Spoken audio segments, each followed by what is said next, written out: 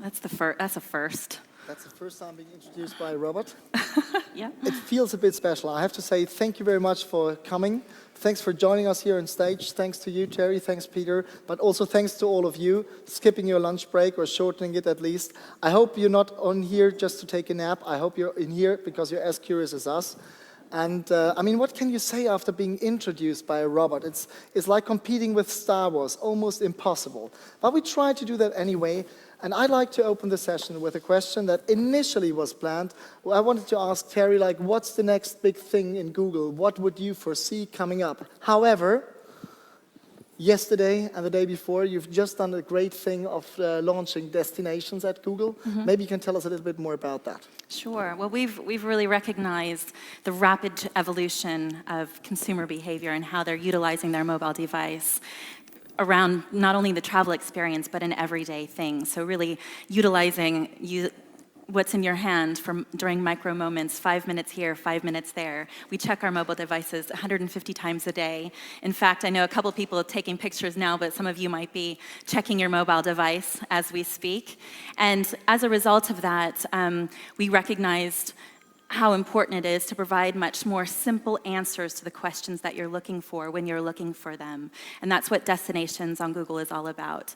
It really helps you start to find information about a holiday, you're looking for a place to go, but you can also look at potential pricing for that holiday as we feed hotel information as well as pricing from flight information together in one place. And you can look at when the popular time is to go, but also what's attractive about that destination and when's a good time from a weather perspective. You can also filter on interest. So whether you're a golfer or you like nature, you can select that, and then the results will adjust accordingly. So yes, it's a very nice experience. It was just launched this week, so definitely check it out if you haven't already. And yeah, we're excited to see where that goes. Fantastic, thank you so much. I'm also very excited and also a bit shocked about the fact that we actually look at it 150 times per day. Mm-hmm. How did you get that number? Well, overall, I mean, we utilize a lot of the data on Android, to provide that, and done some research studies recently to demonstrate that around micro moments. Are Apple users more relaxed? I doubt it. Okay, 150 times. By the way, to the audience, the next 45 minutes, we have one goal here as a panel. This is like, do not use it 150 times. Do not update your Facebook status unless you say something really nice and charming about the three guys here on stage. Sorry, the two guys and one girl. And please do not check your emails right now, because within these 150 moments, I'm pretty sure this is ITB, you've already used them up. Now, Terri, this is a very holistic thing about thinking of travel and vacation, kind of all of these aspects. What I like about this panel is like basically you're capturing everything at Google. And on this side, we have a gentleman who runs a company who has always said, we are very, very successful because there's one thing we do, and that we do really good. So Peter, from your point of view, focused on hotel bookings and providing transactions, what's the next big thing with Booking.com? Are you going more holistic, or are you even more precise in what you're doing? Well, we have to continue to be very precise in what we do and make small steps, which is not really sexy to explain, but the 1,000 tests you do in A/B testing every day and making small incremental steps are very much part of our DNA and of our model. So that's the core. We do think, however, there's time to start adding a little bit more to the experience of the customer that's booking, and maybe also during his stay, offering things such as ticket sales, scanning your QR, swiping it easily at the museum of your choice in the city. So we're starting to experiment a little bit with that, adding a little bit more, from, say, a transactional experience to a more emotional experience, and helping also the customer during the journey interact more. For example, if you check in now if you land into Berlin and you've booked on Booking, then you'll see, do you want to call the property now and interact with the property? So there's more in that whole trip of experience, exchanging with the customer, that we're going to invest a bit more in and experiment with it. We're currently doing it in Amsterdam with one museum, and we're kind of excited about that. And, which one is it?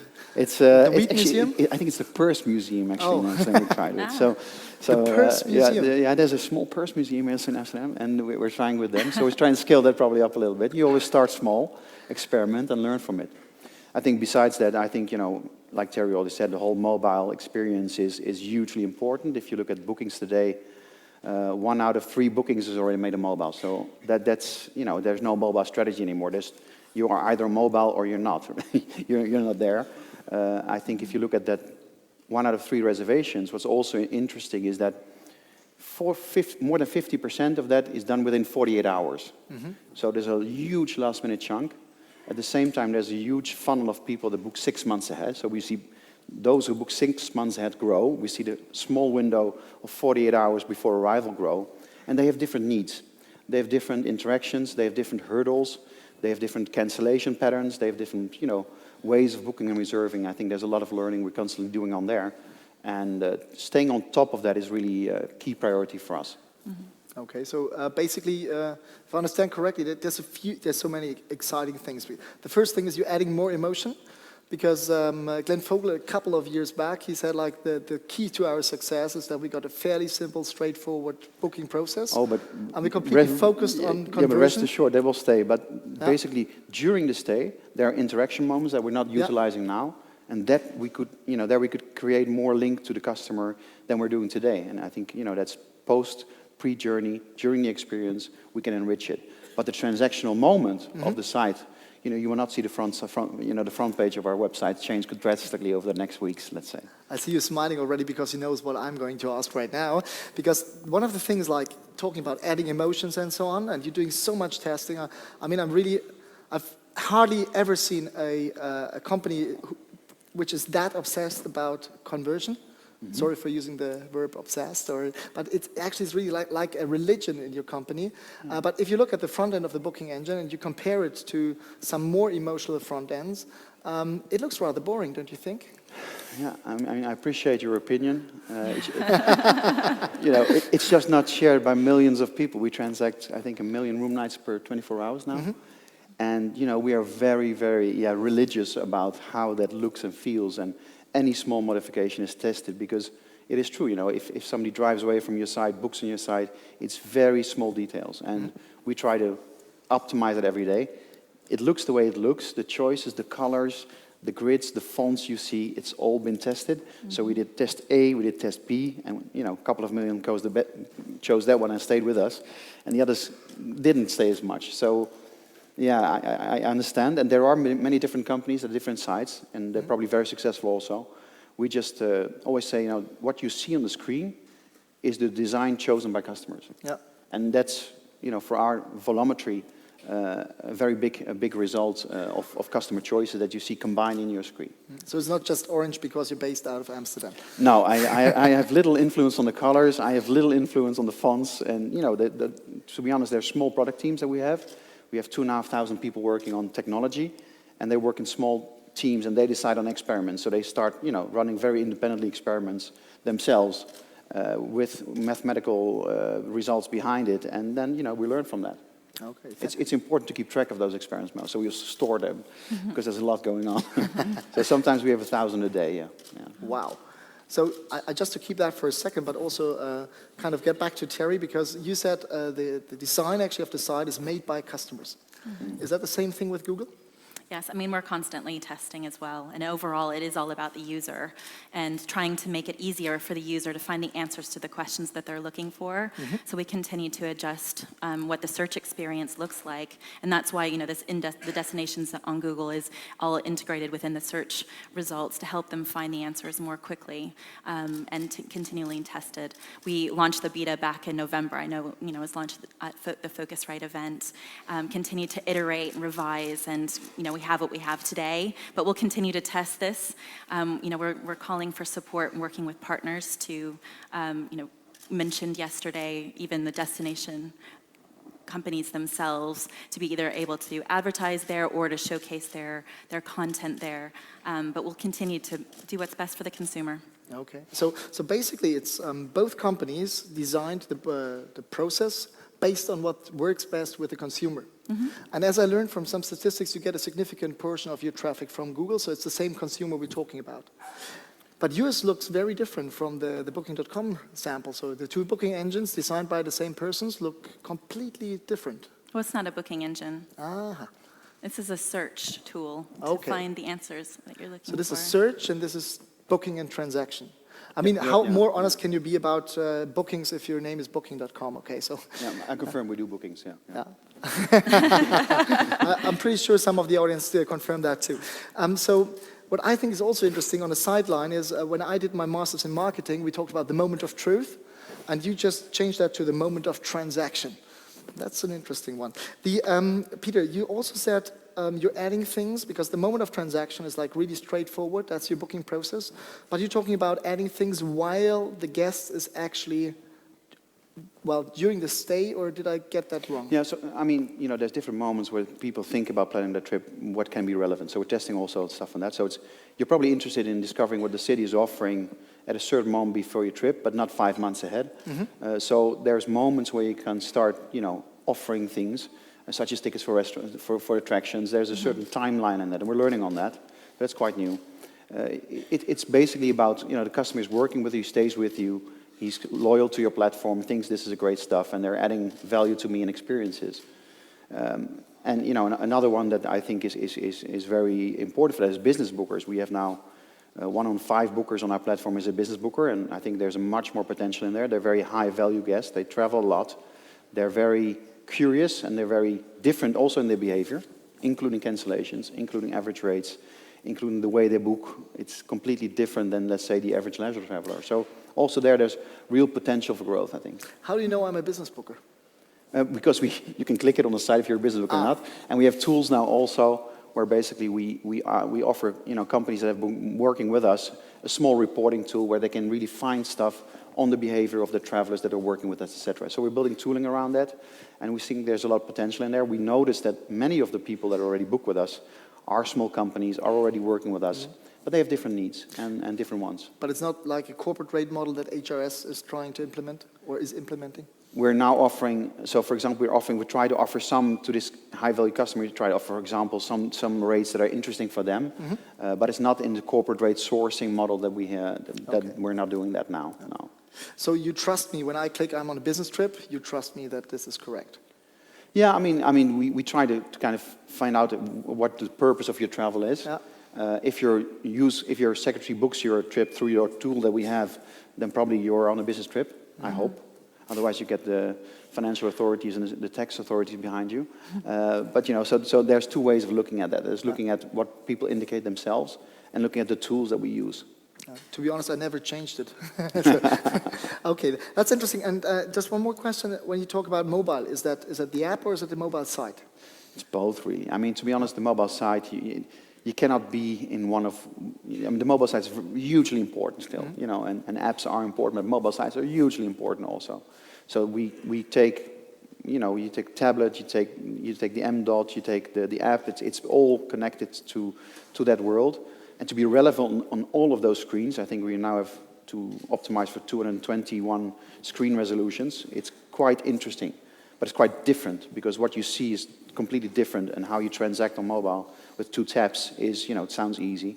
It's quite hard work to make it work like that. Yeah. Okay, cool.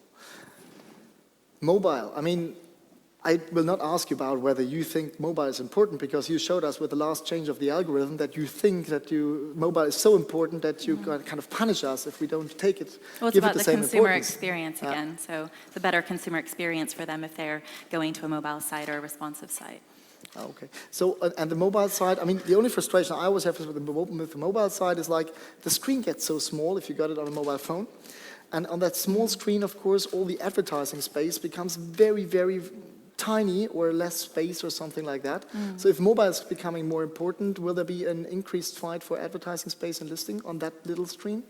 I mean, we've seen that over the course of the last couple of years. You know, there's three spots. Yep. You know, of course, it's competitive to get those 3 spots, and that's why, you know, the destinations piece now is a different experience. It's much more visual, really, you know, less ads. It is. Yep.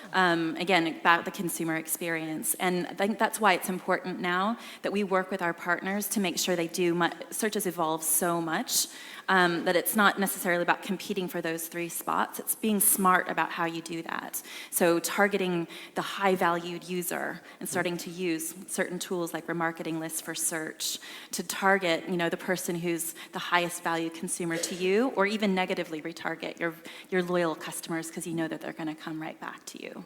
So there's a lot that you can do to really actually capitalize and take those 3 slots. Okay. Or one of them. Talking about partners, you mean on the supplier side? So on that supplier side, I mean, it's a tremendous consolidation we see at the moment, like groups kind of grouping, rearranging, and so on. I mean, how did it change your job, actually? Because do you have less clients now and more free time, or because they're all consolidated, or how does it work? Well, I partner with the largest hotel companies that are headquartered in the UK, but mainly focused around EMEA and some around APAC as well. And of course, now we're working with 2 of them that are going through a merger with Marriott and Starwood, and there's a lot of discussion that's being had around what's the best model going forward. It's currently business as usual, but for the time being, it's very much helping them address their need to be much more flexible in their organization and break down their silos. But otherwise, it really hasn't changed for me, because I still work kind of like a consultant almost with these hoteliers and helping them drive more traffic to their websites. But probably I know, Peter, having worked with Accor and being involved in some of that organic acquisition, over organic consolidation and changes, obviously you have a bit more experience with that. So just to get that right, you helped Accor to drive more bookings directly, and you helped Peter to get more bookings to Booking. Accor is not my client; they're based in Paris. But yes, I mean we very much work closely together. And I'm sometimes astonished because you see these large consolidation moves, and then you sometimes see on your side, for instance, both brands who are actually now one brand, kind of competing with each other on better listings, or the same with you sometimes. So is that something that you stop, or where you say, like, okay, that's actually not our business to tell the consumer to stop giving us that amount of money if they want to compete amongst themselves?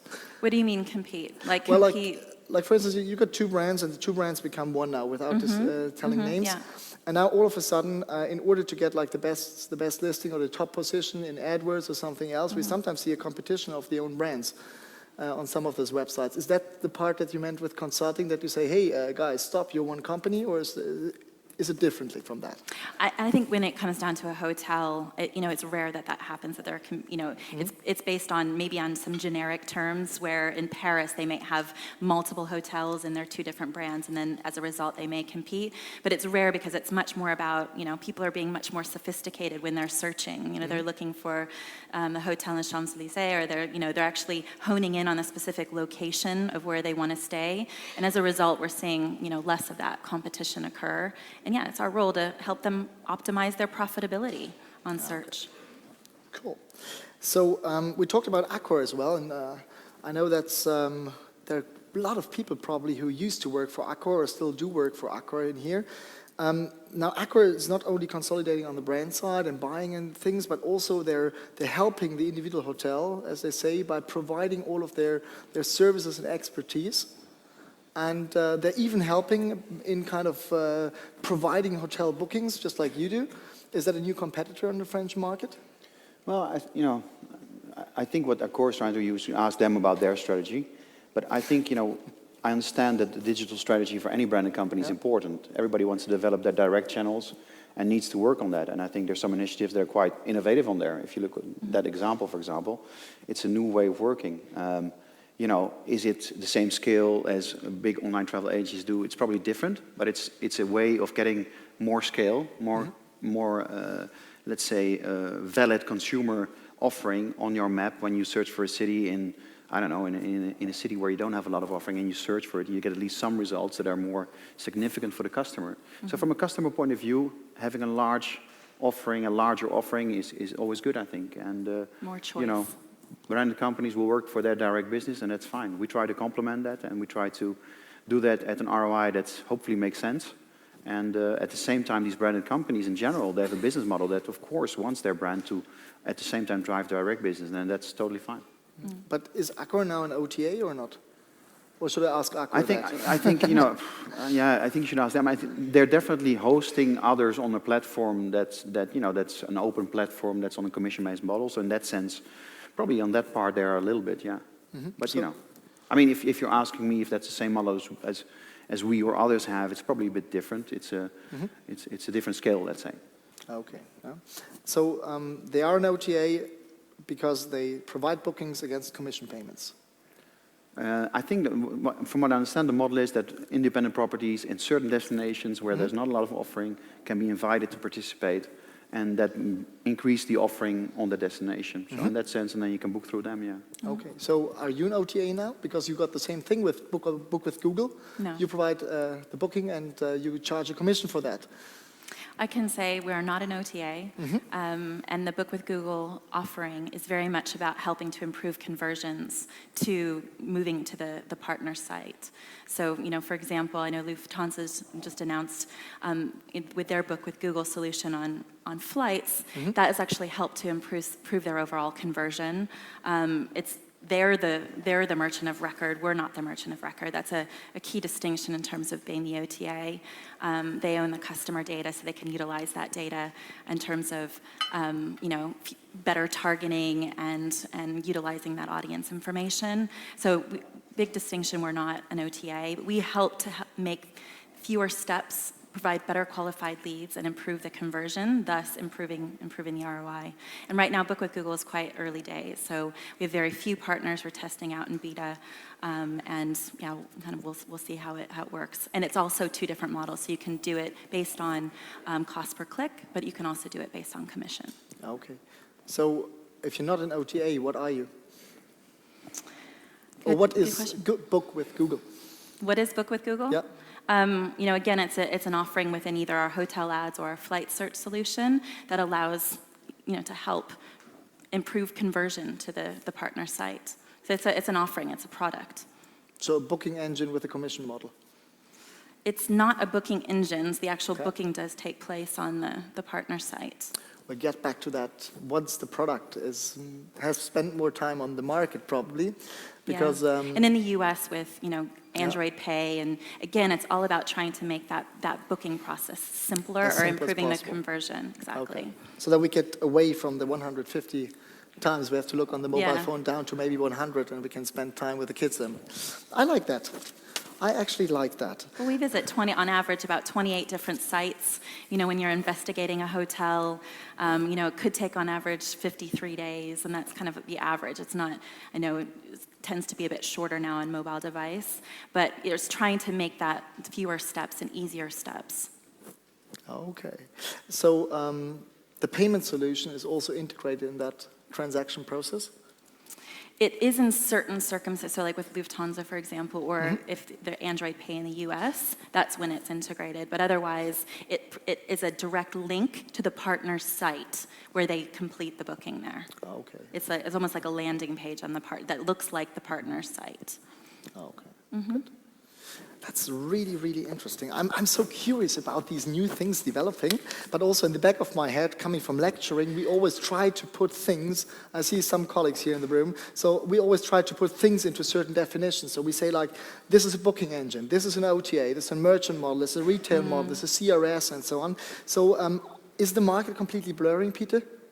I think there is, you know, the channels are blurring a little bit. If you look at, you know, TripAdvisor, Instant Book Solutions, how Meta is transforming, there's all these new initiatives. You know, the way to get to a customer and to take friction out of the travel market in general, there's a lot of initiatives out there. And, you know, so to put it in boxes and to satisfy your Swiss conscience, it's a bit harder, I think, you know. Things do blur. And there's a lot of more boxes. Yeah. It's not always black and white. No, definitely not. And because also, I mean, I'm just a shy countryman coming from a very small country, but I think it's kind of difficult also talking about partners and the kind of relations. So you got partners who like Peter, who's got partners like a hotel brand. Who's trying then, and I'm not duplicating the question from the session from yesterday, where actually Phil Wolf, for those who haven't been here, was asking Darren Houston, he was showing two campaigns, like the Stop Clicking Around from Hilton and another one, where it says like, book with us directly to get the best deal, to get the best results. And he said, isn't it annoying actually that some of your partners seem to spend all of their waking time trying not to make business with you?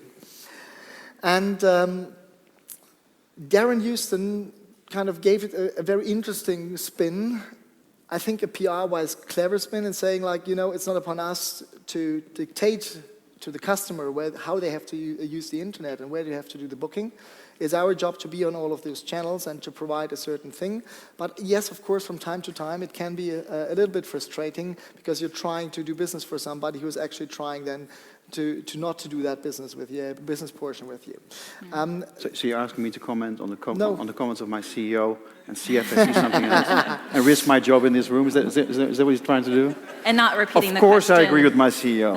Of course I agree with my CEO. No, That's interesting because he also said that, but I think to your point, I think, everybody tries to drive direct business, and that's all good. I seriously, and at the same time we try to partner, and we spend a lot of money with Google, and hotels spend money with us. Everybody has to look at the ROI of that investment, and it's complex, and it's a lot of work, and you have to be good at it, and at scale, it's easier at scale probably.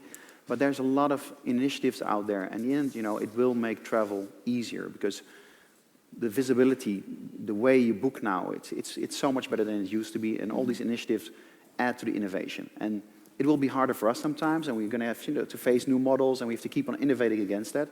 Every day, we have to show to our partners that we create value for them. Otherwise, they will, we are people in service, they will just say, this one is better.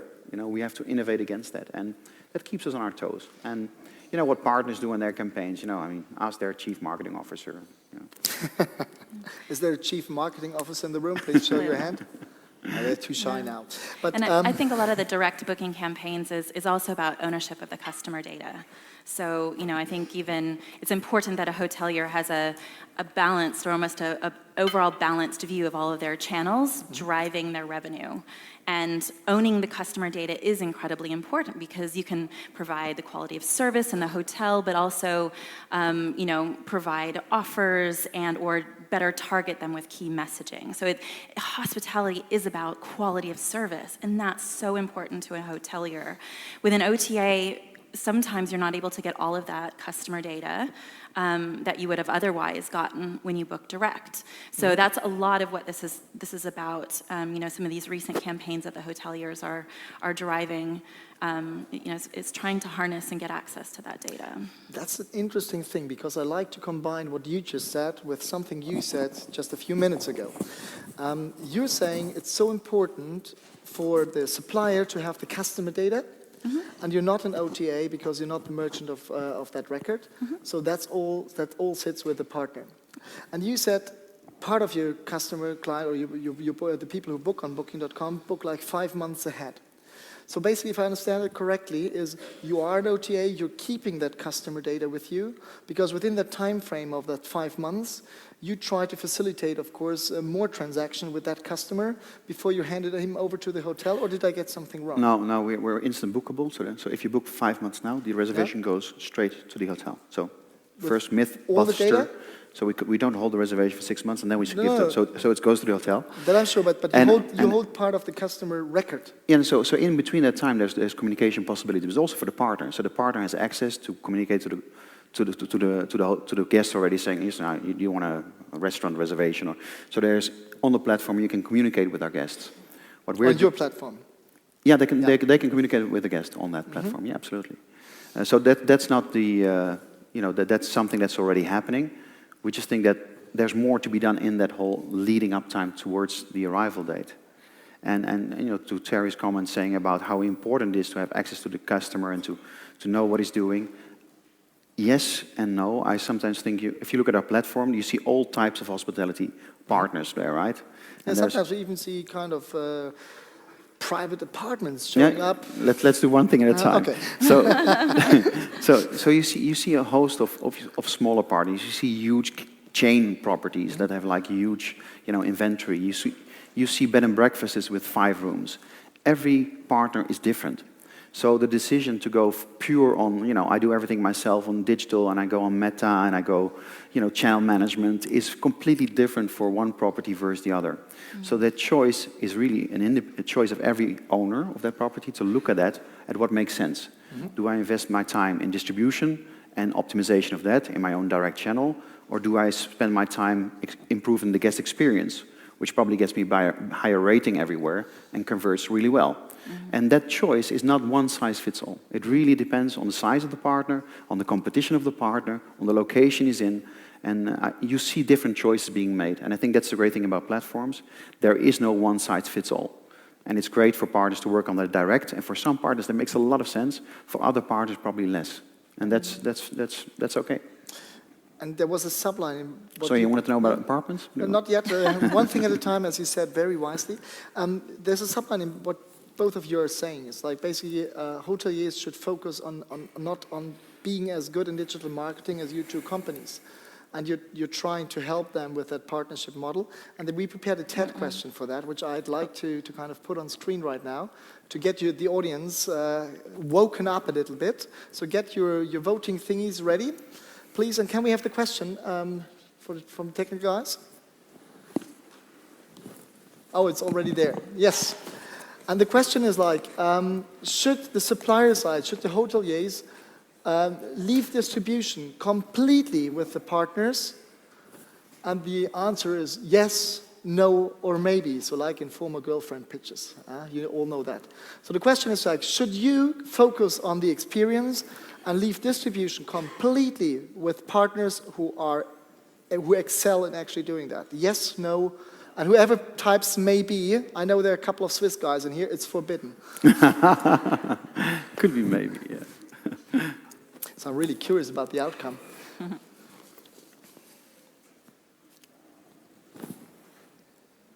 Can we do it too? I've got not with a clicker, but I've got a certain idea where your answer would lie. What would you say? That's good. I'd say no. No. Peter? Yeah, but that's exactly what I said. For every property, there's a different strategy, and I really mean that. If you have a 300-room property in the middle of Berlin, and you have, a huge staff that's running that property, and you don't focus, and you're part of a branded chain, of course you should try to work on your direct. If you have a bed and breakfast in the Alps, and you have 5 rooms, it might be a different story. So that's fine. And if people say, I'm going to continue to work on direct, of course. And direct, by the way, is also telephone. You'd be surprised the number of people that still reserve by telephone, especially in Germany here. So, there's different ways, and that's absolutely fine. You use your own channels, you take complementary channels to complement and get return on investment on that. Yeah, so you mix. So did we get the answers yet? I haven't seen. Oh, yeah, you did. Oh, yeah. No. There's a couple of Swiss there still, huh? My God.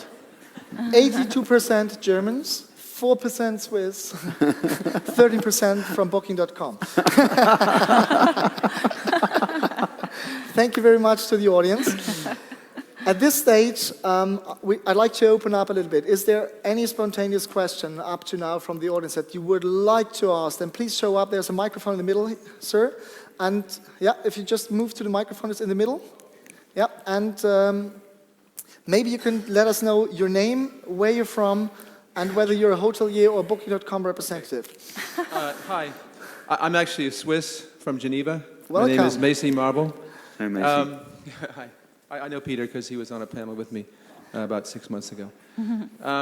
My question is just about rate parity. Where do we see this going? Is this going to be a game changer if rate parity breaks down? It already is more or less breaking down in Europe. That is to say, the requirement for customers of Booking.com, let's say, to maintain rate parity.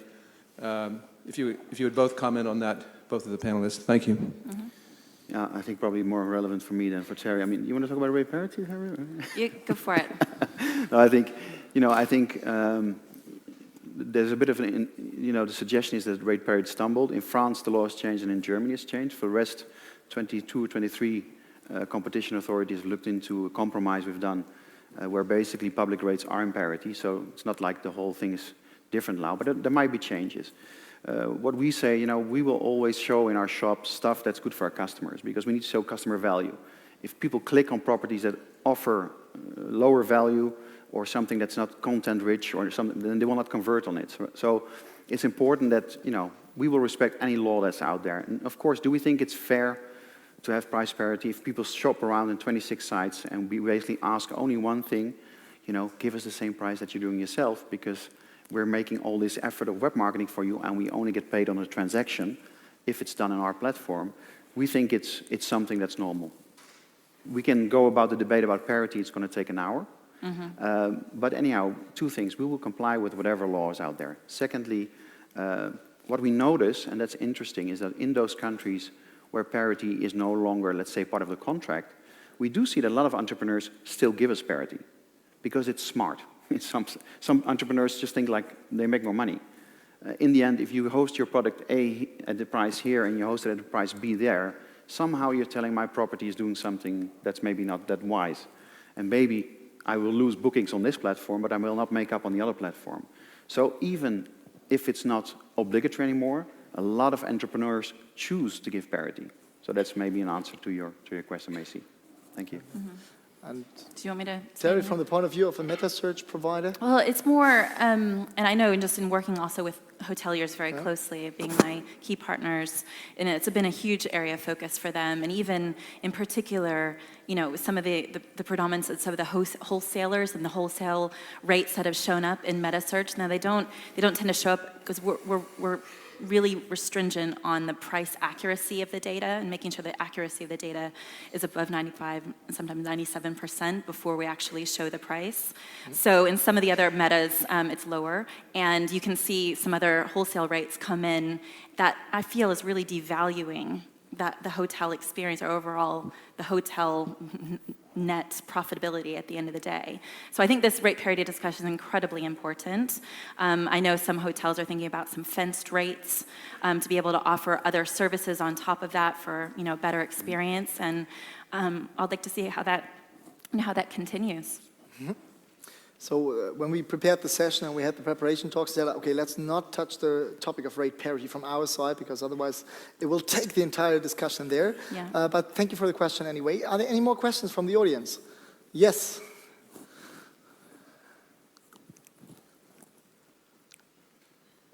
My name is Sjoerd Gerels, Stenden Hotel Management School in the Netherlands, the biggest hotel school in Europe. I have a question to Peter. What's your view on Airbnb, and do you consider that to be an important competitor? Yeah, it's one of the innovations in the market again. It's really on the peer-to-peer front, quite innovative and disruptive. So, that's admirable. Do we see them as a competitor? Do we look at each other? Of course we look at each other. I mean, we have 23 million rooms now, I think, on our inventory, so we're quite large on inventory. But they do something else, right? And they go much deeper in the peer-to-peer sharing. So it's like another way to facilitate travel as such. So I think, admirable. It's a company that has done a lot of good work, I think. And they're crashing barriers that we probably wouldn't crash, because we're more in the licensed operator model and try to keep it at least the people are licensed to operate or in that model. They go much further, and they're going to break probably our way of thinking about how you do tourism in a city differently. I know in Amsterdam, there's lots of offers out there. There's a lot of discussions on it also. But in the way, if you look at people traveling, it all facilitates access to travel. And that's very beneficial to all of us, I think, in the end. You're increasing customer search experiences. You're making travel more fluid. And that's great. And, by the way, for entrepreneurs, it allows, if it's an apartment on our side or if it's a hotel, today, if you open a property, if it's an apartment or a hostel or a hotel, and you open it up on distribution channels, you can be cash flow positive in probably 5 times faster than in previous years, because you're visible right away. People see you. Then you can start building your own brand. You can start doing it direct. But I remember when I'm getting older, when we talked in hotels 10, 15 years ago, when you open a property, the first 3 years you were like, So there's a lot of good stuff that's for customers great, and also for entrepreneurs in this. And there's huge opportunities. If you start a new brand today, give that example. If I start the Peter brand today, I can have a brand out there within 2 years that's running cash flow positive. Will it be aware everywhere? No, but I can at least get my cash flow going. So there's a lot of innovations that that I think drive this industry to a new way of thinking. And there's doom thinkers about that, oh my God, digital's taking over. And there's people that see opportunities. And we see, you see it. People see sometimes things as opportunities and sometimes as threats. And those who see opportunities, it's like this glass, right? Well, this one That's is empty. It's full or empty, right? It's like there's people that seize the opportunity. And that's entrepreneurial freedom, I think. Maybe a long answer to a short question. Sorry. Especially the way the consumer is going, and it's obviously been attractive to them, and for the wanderlust consumer, to quote Darren's statement yesterday, it is attractive, and thus I think has built incredible brand value. In the UK, we've seen a 105% increase on the Airbnb brand, and surpassing some of the brand value or brand overall popularity of some of the chains such as Marriott and Starwood. So, did you ever book on Airbnb? Yeah, definitely. You? No, I haven't. Oh. Serious?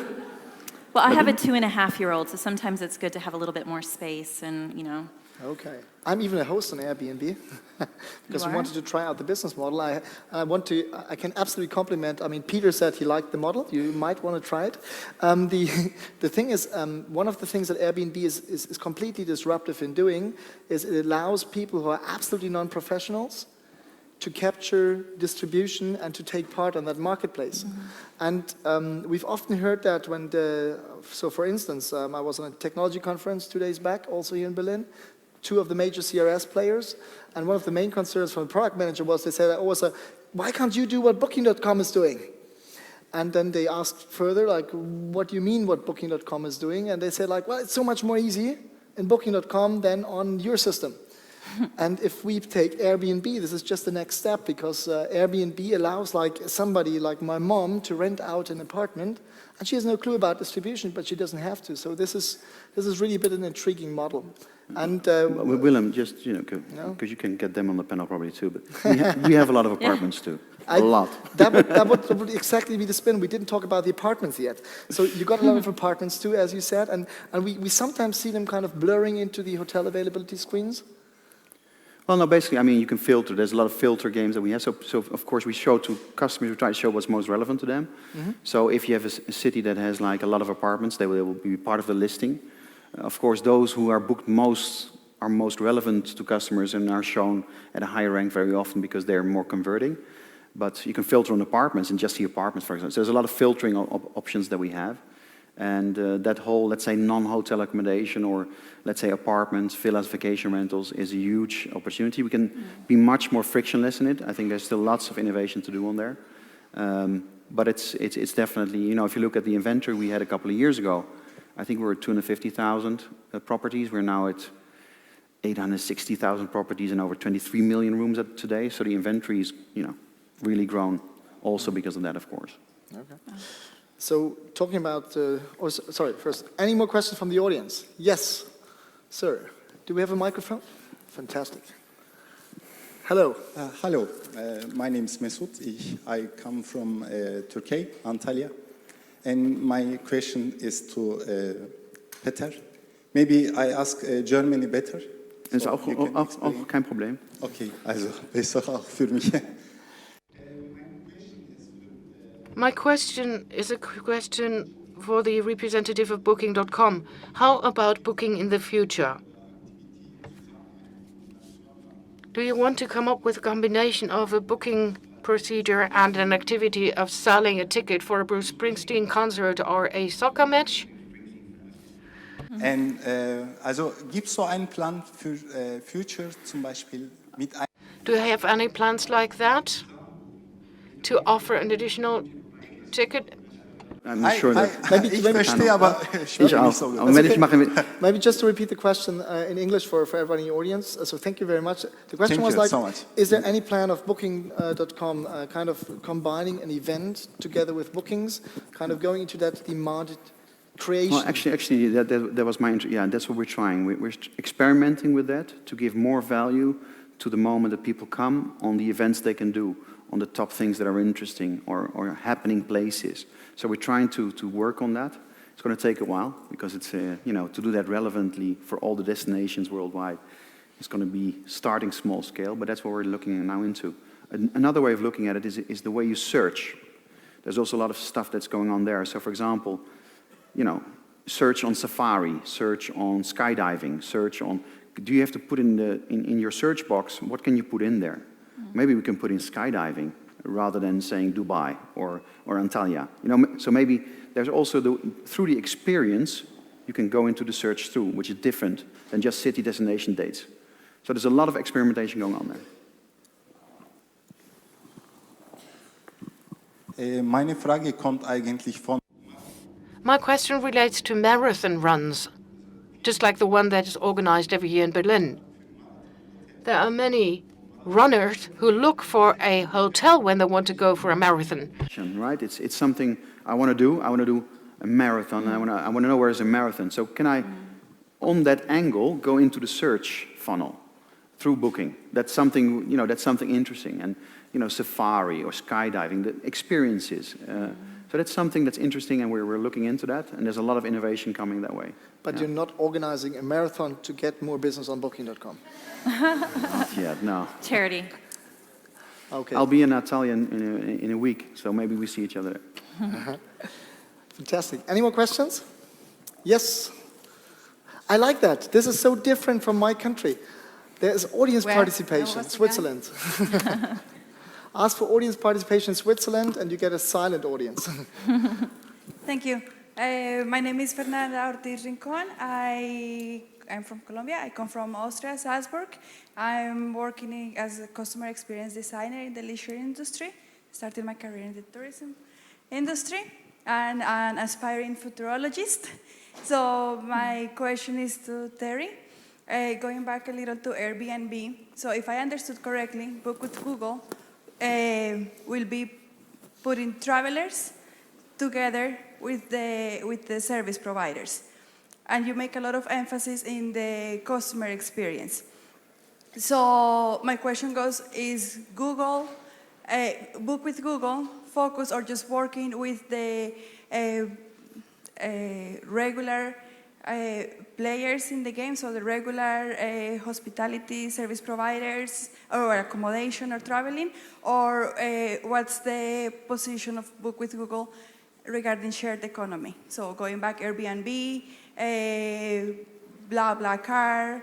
So basically, can I book Airbnb through Book with Google? So if I go to search my trip or my travel plans with Book with Google, am I going to get results from the traditional players, or I'm also going to have a window to Airbnb and who's going by car to Vienna? So right now, in terms of Book with Google, so in the overall search experience, if you're typing in hotels or, so we have two different offerings. One is a hotel ads offering, and the other is flight search offering. Each one of those is based on partnerships, so the flights directly with the airlines, and with hotels is with the OTAs and with the hotel suppliers directly, and also through integration partners. We offer hotels, hostels, and anything that has like a reservation desk to control the overall kind of check-in experience and manage that. We do not offer right now the sharing economy, Airbnb, through that offering.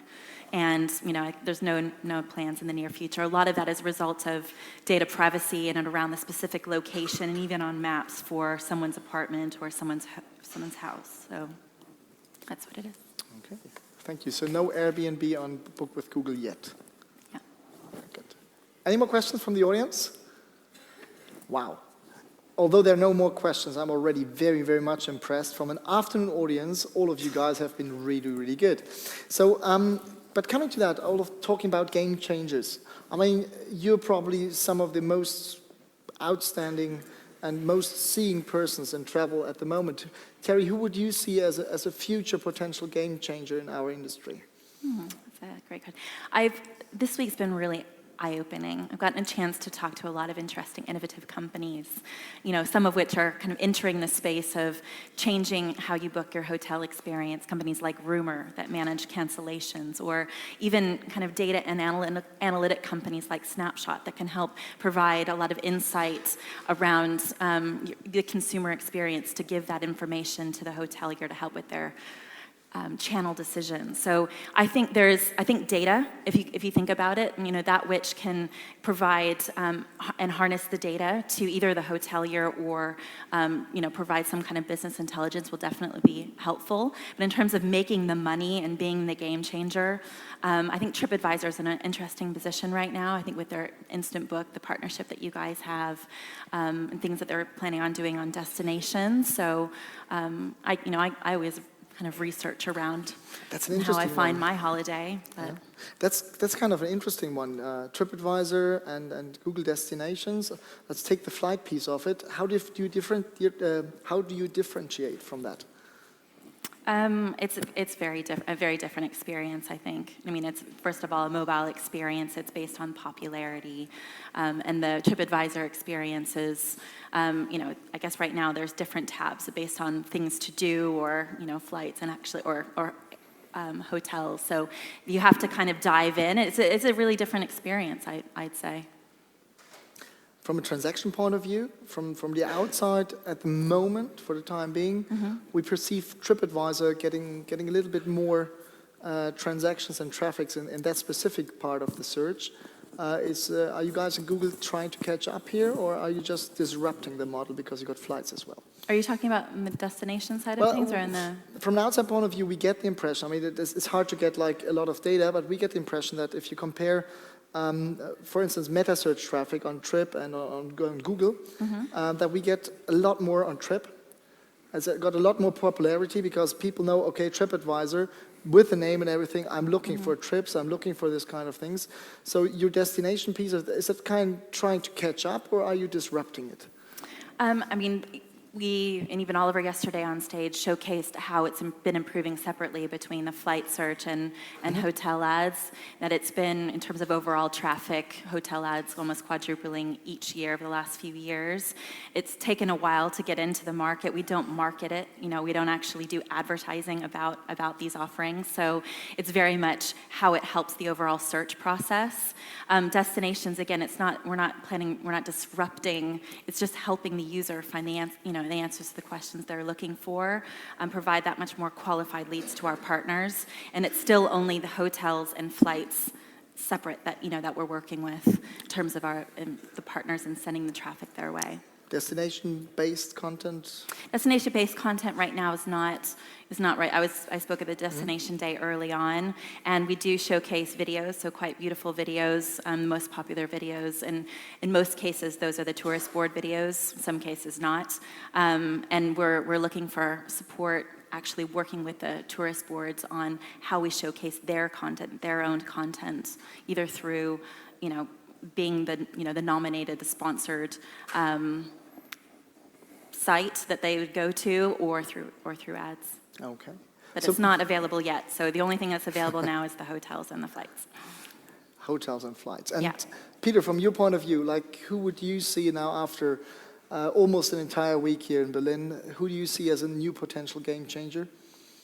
Now, I wouldn't name one company. What I do think is innovative is the way that people try to make an experience locally more relevant. So, for example, when you can book, you're going to a city that you don't know, and you can book an experience with a local host that shows you around and that hosts you to certain areas or whatever. And so I think all those things that are making travel less commoditized in the sense of I'm just traveling and sleeping in a hotel, and then there's a lot of small initiatives that you all see here where people are really trying to think of this availability of people that have knowledge locally. How do you link it to the guest?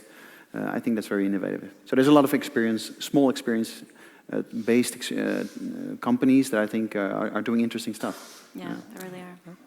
2 years back on these kind of sessions, we were always talking about meta search, Google Hotel Finder, Trip, Kayak, Trivago, and all the others. Yeah, but I think competition is, or innovation is, the biggest enemy of Booking.com is the time we spend ourselves internally, and we have to innovate every day. So yeah, of course, there's new models, and you look at that, but you have to, the biggest thing is where do you focus your own efforts on? Do you improve the customer experience day by day with small steps? It's a little bit boring, but that's the biggest competition. Do you continue to do that? Do you continue to do that process in your company day in, day out correctly?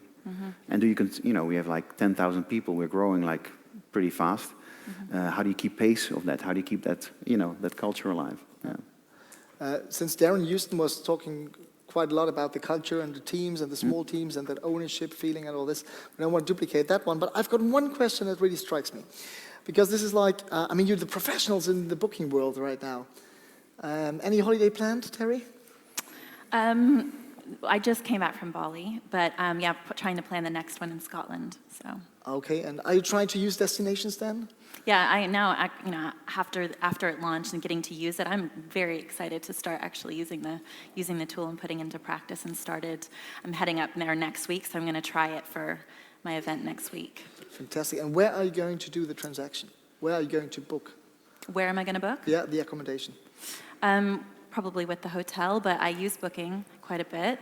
But mostly because, I'm just saying this, mostly because it's easy, especially on the go. So I would say on the go I use Booking because they have my credit card details, it makes it easy to transact. But if I'm taking a bit more time and, researching and then having to go back and talk to my husband about where I'm going to go and then where, ultimately, more chances than not, I book with a hotel directly. On off-the-record portion, I'm flattered, I'm totally astonished and respected a lot that you talk to your husband before you do the transaction. That's a great thing. I'd be in trouble if and he's Swiss as well, so half Swiss, half British. So he's maybe? If I don't talk to him, he would be angry. And he said, shall we take this hotel? Yes, no, maybe? Well, he's in the hotel business, so yeah, he has an opinion, that's for sure. Okay, thank you. Peter, from your side, are you going to use Google Destinations for your next trip? I think I'm going to use Booking.com, I'm for sure. My next trip is going to be, for business, a lot of trips planned, but for leisure, it's going to be Corsica this summer. Nice. Thank you very much. Thank you as the audience. There was only few people sneaking out of the room. Thank you to the panelists. Thank you to Mario the robot. And thank you. Have a great day. Enjoy the fair. See you all. Mario the robot.